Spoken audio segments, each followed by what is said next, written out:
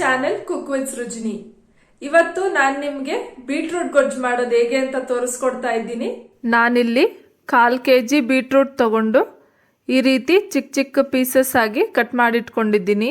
ತುರ್ದಿಟ್ಕೊಂಡಿರೋ ಕೊಬ್ಬರಿ ಅರ್ಧ ಕಪ್, ಮಸಾಲೆ ರುಬ್ಬೋದಕ್ಕೆ 1 ಟೊಮೆಟೊ ತಗೊಂಡು ಈ ರೀತಿ ದಪ್ಪ ಪೀಸಸ್ ಆಗಿ ಕಟ್ ಮಾಡಿಟ್ಕೊಂಡಿದ್ದೀನಿ. ಬೇಕಾದಷ್ಟು ಎಣ್ಣೆ, ಈರುಳ್ಳಿನೂ ಸಹ ಮಸಾಲೆ ರುಬ್ಬೋದಕ್ಕೆ 1 ತಗೊಂಡು ಅದನ್ನು ಸಹ ದಪ್ಪ ಪೀಸಸ್ ಆಗಿ ಕಟ್ ಮಾಡಿಟ್ಕೊಂಡಿದ್ದೀನಿ. ಸಾಸಿವೆ, ಕಡಲೆಬೇಳೆ 1 ಸ್ಪೂನ್, ಸಾಂಬಾರ್ ಪುಡಿ 1.5 ಸ್ಪೂನ್, ರುಚಿಗೆ ತಕ್ಕಷ್ಟು ಉಪ್ಪು, ಕೊತ್ತಂಬರಿ ಸೊಪ್ಪು ಮತ್ತೆ ಕರಿಬೇವು. ಫಸ್ಟ್ ನಾನಿಲ್ಲಿ ಮಸಾಲೆಗೆ ರುಬ್ಕೊಳ್ತಾ ಇದ್ದೀನಿ.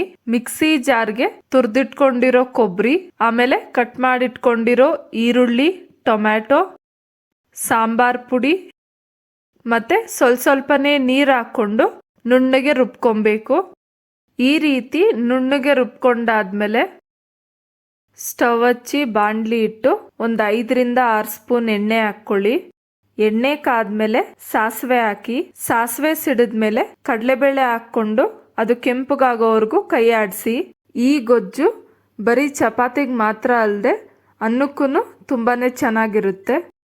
ಕಡಲೆಬೇಳೆ ಕೆಂಪಗಾದ್ಮೇಲೆ ಈರುಳ್ಳಿ ಮತ್ತೆ ಕರಿಬೇವು ಹಾಕಿ, ಈರುಳ್ಳಿ ಗೋಲ್ಡನ್ ಬ್ರೌನ್ ಆಗೋವರೆಗೂ ಫ್ರೈ ಮಾಡಬೇಕು. ನಾವ್ ಯಾವಾಗ್ಲೂ ಒಗ್ಗರಣೆ ಹಾಕೊಬೇಕಾದ್ರೆ ಸ್ಟವ್ನ ಲೋ ಫ್ಲೇಮ್ ನಲ್ಲೇ ಇಟ್ಟು ಹಾಕೊಬೇಕು. ಈರುಳ್ಳಿ ಗೋಲ್ಡನ್ ಬ್ರೌನ್ ಆದ್ಮೇಲೆ ರುಬ್ಬಿಟ್ಕೊಂಡಿರೋ ಮಸಾಲೆ ಪೇಸ್ಟ್ ಹಾಕಿ ಮಿಕ್ಸ್ ಮಾಡ್ಕೊಬೇಕು. ಜಾರ್ಗೆ ಸ್ವಲ್ಪನೇ ನೀರ್ ಹಾಕೊಂಡು ತೊಳೆದು ಹಾಕೊಳ್ಳಿ. ಜಾಸ್ತಿ ನೀರ್ ಹಾಕೊಳಕ್ ಹೋಗ್ಬಿಡಿ. ಅನ್ನಕ್ಕೆ ಸಾರೇನು ಮಾಡ್ಕೊಳ್ದೆ ಇದ್ದಾಗ ಈ ಗೊಜ್ಜು ಮಾಡ್ಕೊಂಡ್ರೆ ಅನ್ನ ಚಪಾತಿಗೂ ಆಗುತ್ತೆ ಮತ್ತೆ ಟೇಸ್ಟು ಚೆನ್ನಾಗಿರುತ್ತೆ. ಈಗ ಮಸಾಲೆ ಕುದಿತಾ ಇದೆ. ಕಟ್ ಮಾಡಿಟ್ಕೊಂಡಿರೋ ಬೀಟ್ರೂಟ್ ಹಾಕಿ ಚೆನ್ನಾಗಿ ಮಿಕ್ಸ್ ಮಾಡಿಕೊಂಡು ಲಿಡ್ ಕ್ಲೋಸ್ ಮಾಡಿ ಮೀಡಿಯಂ ಫ್ಲೇಮ್ ನಲ್ಲಿಟ್ಟು ಬೇಯಿಸ್ಕೊಬೇಕು.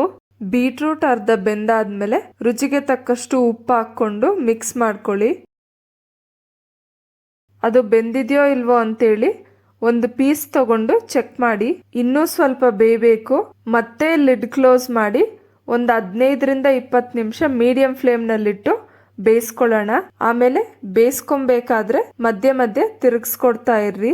15 ರಿಂದ 20 ನಿಮಿಷ ಬೇಯಿಸ್ಕೊಂಡಾದ್ಮೇಲೆ ಲಿಡ್ ಓಪನ್ ಮಾಡಿ ನೋಡೋಣ.